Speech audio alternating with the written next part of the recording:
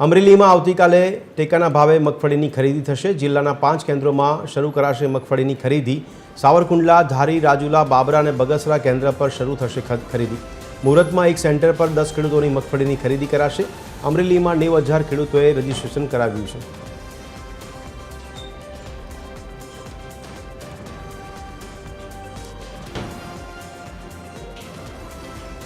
तो मगफळीनी खरीदीनी शरूआत आवतीकाले एटले के 9 तारीखथी जे जाहेरात करवामां आवी हती ते मुजब 9 तारीखथी तंत्र द्वारा हवे मगफळीनी खरीदी शरू कराशे, जेमां अमरेलीमां शरूआत करवामां आवशे। आवतीकाले टेकाना भावे मगफळीनी खरीदीनी शरूआत करवामां आवशे। तो अमरेली जिल्लामां कुल 5 केन्द्रोमां मगफळीनी खरीदीनी शरू करवामां आवशे अने सावरकुंडला, धारी, राजुला, बाबरा अने बगसरा केन्द्र पर मगफळीनी खरीदी करवामां आवशे। त्यारे मुहूर्तमां पहला सेंटर पर एटले के एक सेंटर परथी 10 ખેડૂતોની મગફળીની ખરીદી કરવાની જાહેરાત કરવામાં આવી હતી।